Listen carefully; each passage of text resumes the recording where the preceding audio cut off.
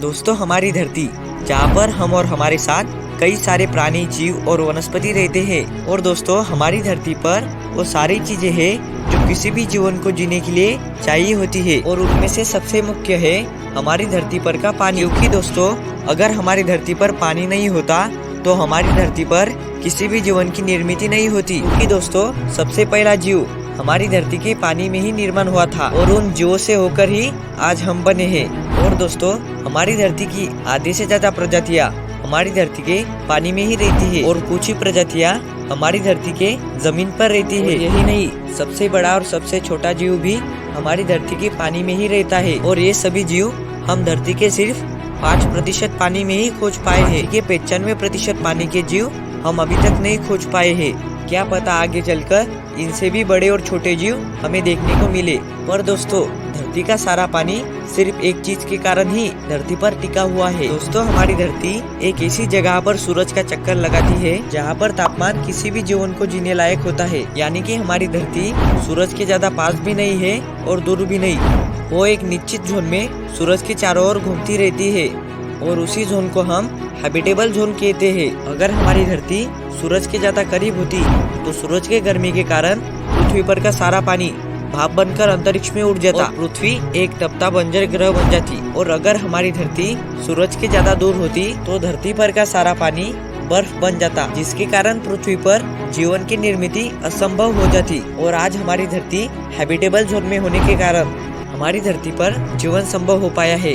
पर दोस्तों हमारी धरती के साथ साथ मंगल भी हैबिटेबल जोन में सूरज के चक्कर लगाता है और इसलिए आज भी मंगल की पोल्स पर बर्फ के रूप में पानी है। और इसी पानी को हम इंसान इस्तेमाल करके वहाँ जीवन की प्रक्रिया शुरू कर सकते हैं। और यही नहीं, वैज्ञानिक यह सोचते हैं कि अगर धरती पर आगे चलकर कोई संकट आया और अगर हम इंसान उस संकट को रोक नहीं पाए तो पूरे मानव जाति को बचाने के लिए एक दूसरा ग्रह होना चाहिए और वो ग्रह होगा हमारा मंगल।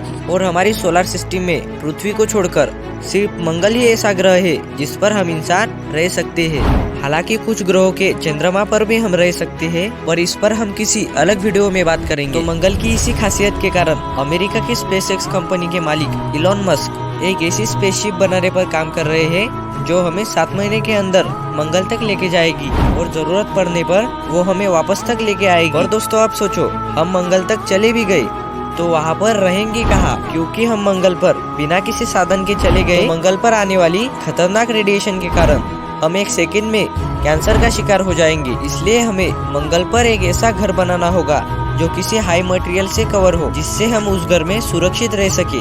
और हमें उस घर में बिल्कुल धरती की तरह वातावरण बनाना होगा, जिससे हम उस घर में खुले में सांस ले सके। और हमें उस वातावरण में अलग अलग प्रजातियों के पेड़ भी लगाने होंगे, क्योंकि पेड़ ही बड़े होने के बाद हमें भोजन निर्माण करके दे सकते हैं। और यही नहीं, वो पेड़ ही आगे चलकर हमें ऑक्सीजन बना के देंगे, जिससे वो ऑक्सीजन इंसानों के काम आएगा। और अगर आपने हमारी पिछली वीडियो देखी है तो आपको पता ही होगा कि मंगल के पास कोई भी मैग्नेटिक फील्ड नहीं है। और अगर हम मंगल पर जाकर मंगल की रिसर्च करें तो हम ये भी पता लगा पाएंगे कि मंगल की मैग्नेटिक फील्ड कैसे गई और उस मैग्नेटिक फील्ड को हम कैसे वापस ला सकते हैं। पर दोस्तों ये सभी प्रक्रिया मंगल पर करने के लिए हमें मंगल पर सबसे पहले इलेक्ट्रिसिटी बनानी होगी, क्योंकि आज के आधुनिक युग में इलेक्ट्रिसिटी ही इंसानों का सबसे मुख्य साधन है। और इस इलेक्ट्रिसिटी के कारण ही आज हम इंसान इतना बदल पाए हैं। अगर 1 मिनट भी इलेक्ट्रिसिटी चली जाए तो इंसानों को जाने कितनी मुश्किलों का सामना करना पड़ेगा। तो दोस्तों हम मंगल पर कई सारे रास्तों से इलेक्ट्रिसिटी बना सकते हैं। अगर हम धरती पर देखें तो धरती पर इलेक्ट्रिसिटी हम सबसे ज्यादा कोल से बनाते हैं। पर दोस्तों हमारे वैज्ञानिक मंगल पर कोल से इलेक्ट्रिसिटी बिल्कुल भी नहीं बनाएंगे और इसके 2 मुख्य कारण हैं। पहला तो यह है कि हम इंसानों को पता ही नहीं कि मंगल पर कोल है या नहीं, और हम इंसान मंगल पर इसलिए जा रहे हैं ताकि हम मंगल को सुधार सके।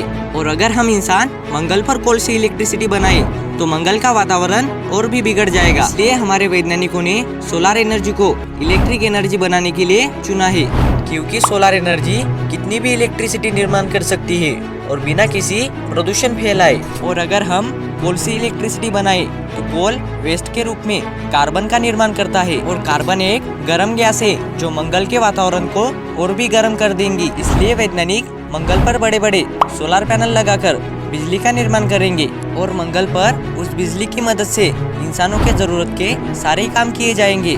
और एक दिन ऐसा आएगा कि मंगल पर हम इंसानों के बड़े बड़े घर होंगे और ये भी हो सकता है कि मंगल पर हम में से कोई रहने के लिए जाए। तो दोस्तों ये सब था मंगल तक जाने के बारे में। और अगर आपको ये वीडियो नॉलेजेबल लगी हो तो वीडियो को लाइक करें और ऐसी वीडियोस के लिए चैनल को सब्सक्राइब करें। मैं मिलता हूँ आपको अगली वीडियो में।